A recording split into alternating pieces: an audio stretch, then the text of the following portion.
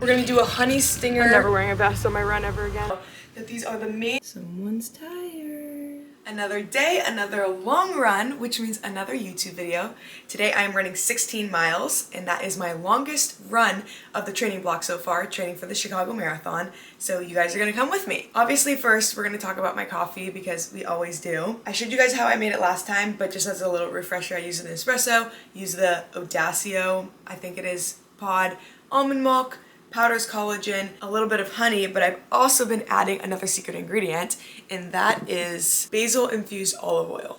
It sounds so weird. I just add a couple drops, don't worry, it's not like anything crazy. A couple drops. I learned it from one of my college friends, and it is so delicious. You guys, you just add a couple drops on top, mix it in, and it just gives it a little bit of a basil. I don't know how to explain the flavor. You'll just have to try it out. It's delicious, and that's what I've been adding to my coffees every day. So cheers. So our puppy, Willie, he is losing his teeth, and this is what he's been doing. Chewing on his bone, making these crazy faces because his teeth are falling out. Someone's tired. Okay, let's catch up from the past week of training though.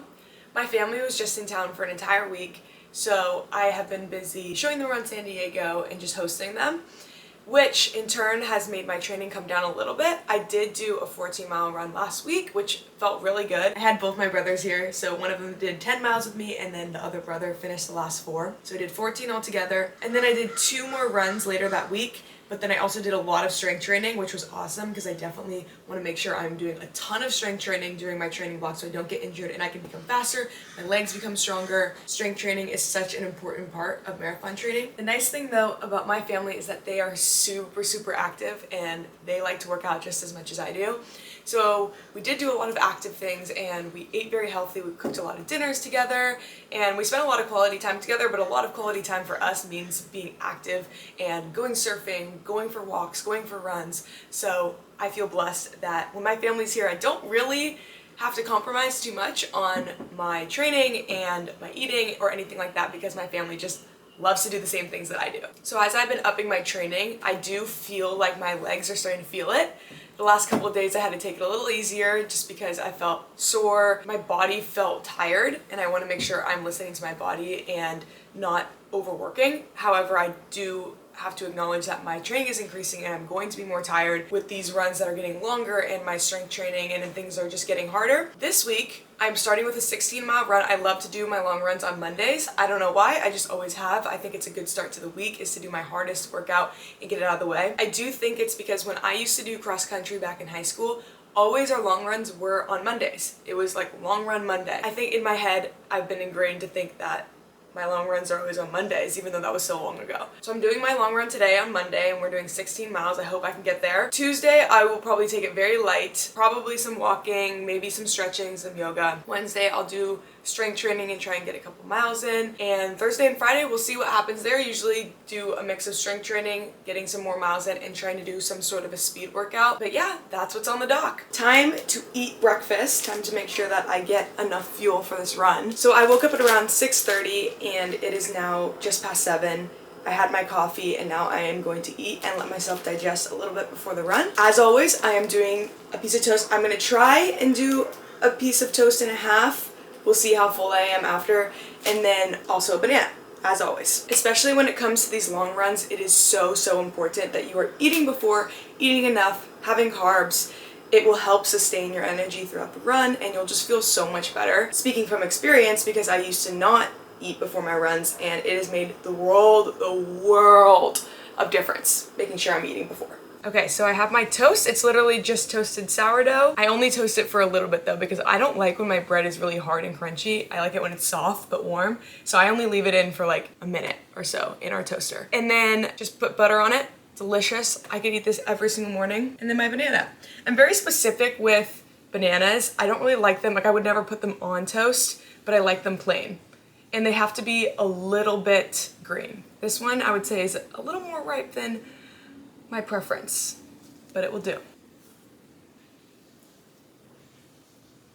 I'm just going through my email as I'm eating, and I love Mondays because I think it's so fun to catch up on everything and just go through, sort through all my emails, check things off my to-do list. And another fun thing that I'm doing is I'm actually getting a bunch of blood work done so I could get my hormones tested. It's gonna check if I have any deficiencies, it's gonna check my hormones, it literally checks so many different things. And then my mom, who is now a registered FDN, is going to analyze it all for me, help me figure out what I can do better, how I can be healthier, how I can optimize everything. So I just scheduled those appointments. I'm super afraid of getting my blood drawn though, so very nervous about that. I have to get 10 to 12 vials of blood drawn and then come back and do the same thing less than 10 days later. So my appointments are scheduled, but I definitely want to do a video on this, kind of going through what my results are, how I'm changing things, and how I'm optimizing my health to be a little bit better, and how I'm getting my hormones all balanced. So that's some exciting news. I don't necessarily know if I have any issues or if I have any deficiencies or if my hormones are not balanced, but that's why it's so important to take these tests and to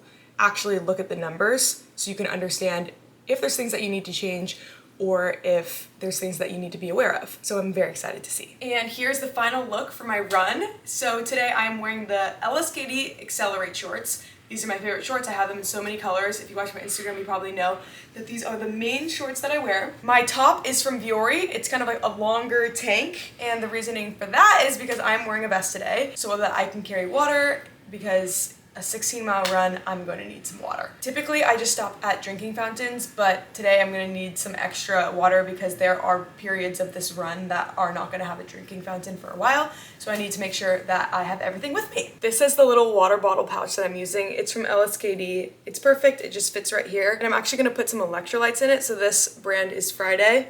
I really like it because it dissolves easily and it tastes delicious, so I'm probably going to put like half of a packet in here just because otherwise it would be really strong. There we go. Give it a little bit of a shake. And that's just gonna go into this pocket right here. I do have to say, it does bother me wearing a vest sometimes when I'm running, and this is just shaking with water. It kind of bothers me, but it's better than not having any water on the run. And I think it's pretty important to make sure that I do have this. Otherwise, it's greatly gonna affect my mood, my run, and it's never good to run without water. Okay, what am I bringing on today's run? We're gonna bring one of these Honey Plus energy gels. This one is the healthiest one. It's got just organic honey, Redmond real salt, potassium, and magnesium. So this is probably the healthiest gel that I have.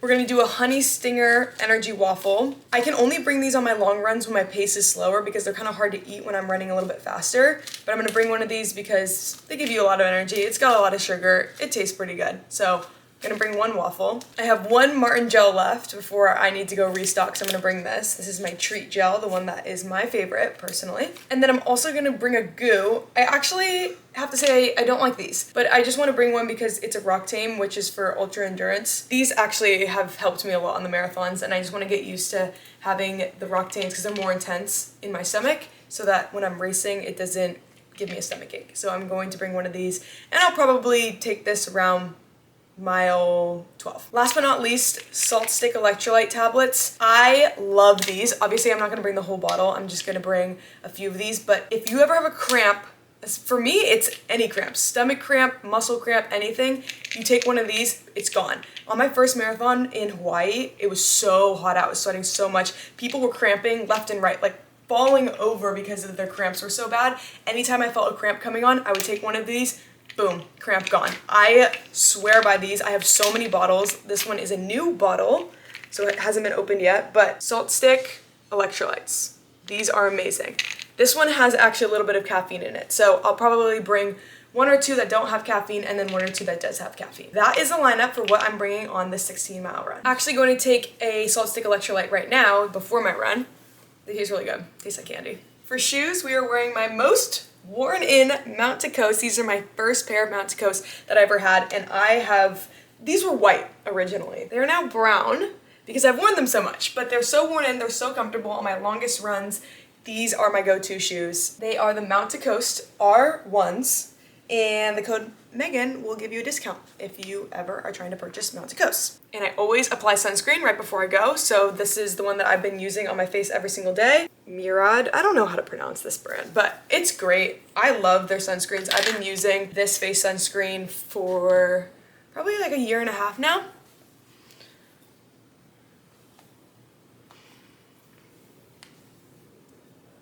I just feel like it lasts a long time and it rubs in really nicely. The ingredients are good. So this is my go-to sunscreen for my face. So before I go, I always do some stretching inside, just some static stuff. And then I'm gonna go outside and do some dynamic stretching before I head out on my run.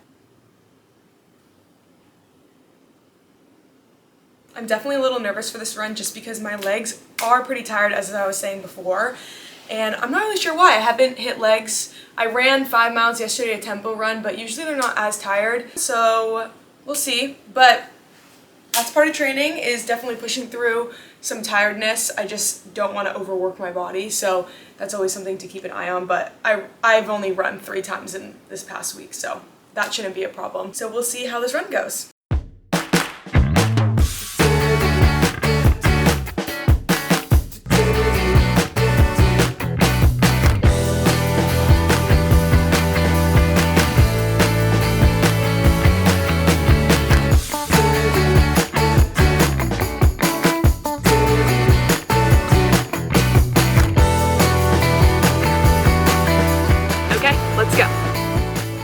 Okay, I'm on mile 3 right now, and I just finished talking to my mom on the phone for a bit. I like to talk to her on the phone because it keeps my voice conversational, so I know I'm running slow enough, because sometimes I tend to run too fast. I had to sit down because I was like freaking out. My vest is bothering me so much. I feel like it's like overstimulating me. It's rubbing on my skin. The water bottle is bouncing up and down, and I'm just like, ugh. And then I was dropping my phone, and just like everything was too much. And so I just had to sit down and just like take a second, because like I don't know what to do about this vest. I hate wearing them. So sorry for this complaining rant, but we'll see if this run can get better. I just like needed a sec because everything was just making me go crazy. Okay, I'm running again, and I decided I'm going to hold my water so it's not bouncing anymore. I can't do the bouncing, so I'm just gonna hold it. It doesn't really bother me too much. And then I'm also wearing my sunglasses so they're not bouncing as well. So starting to feel a little better about the vest situation, but I just don't understand how people race in vests. I could never do it. It would really bother me. Okay, this is simply not working. I'm like freaking out. I can't have this. Where do you put this if you don't want to put it in your pocket? It's like bouncing up and down. I really don't like holding it, honestly. Oh, I just want to like throw it away. But that would be a waste. I'm trying to fit it into the back of my vest here. Let's see if this works. I'm never wearing a vest on my run ever again. I literally don't care if I don't have water. Wow, I am so complaining today. Sometimes you just have days like this, you know? But that doesn't mean we give up. I'm gonna keep trudging forward, and we're gonna get this 16 miles done. All right, I have it pretty locked in back here. So if I need water, I have it, but I won't have to hold it, and I won't have to put it in here. I'm also 30 minutes in, so I should be having a gel right about now. I'm gonna have my favorite gel because that's where we're at in this run. Favorite gel, mile 4. Okay, hopefully I don't have to stop anymore. Hopefully that was my last stop of the run. Usually I try and get through these without stopping unless I really need water, but you know, sometimes you gotta do what you gotta do. I used to get really embarrassed recording myself in public, and just one day it flipped where I just stopped caring. I was like, these people, first of all, are never gonna remember. See, if they saw me, they're gonna forget about it 2 seconds later.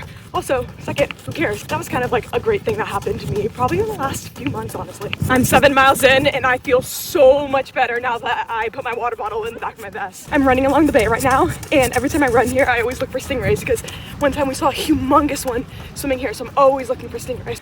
We're on mile 8. It's so hot. I'm so sweaty, but we're on the second gel, so I'm taking the honey plus.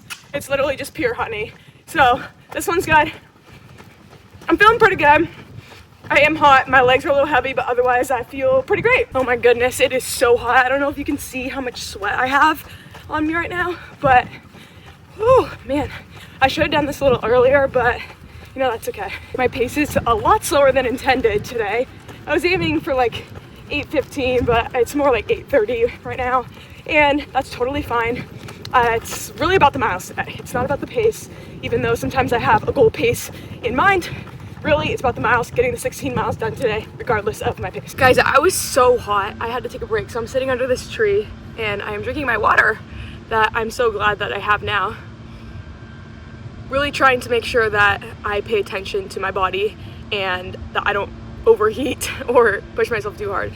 So just taking a break for a sec, which, reminder, is totally fine to do. You can take breaks. I drank all my water.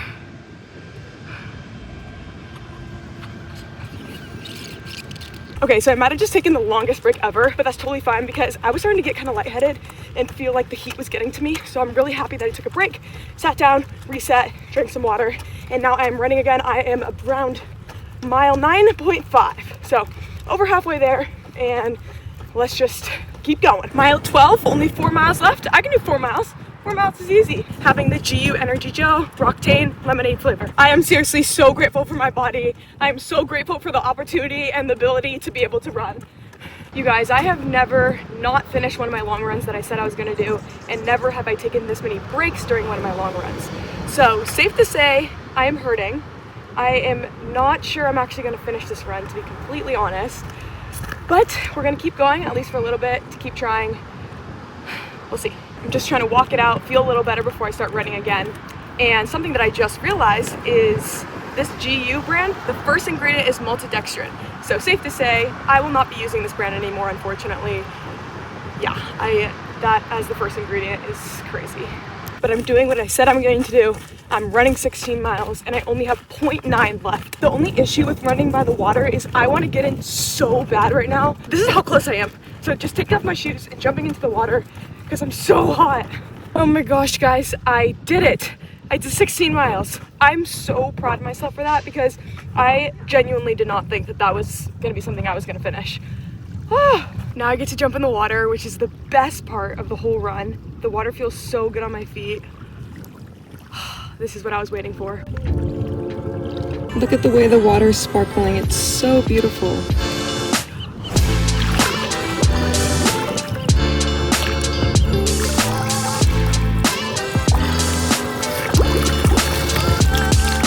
Girls don't even understand right now. I'm so happy. I'm so happy.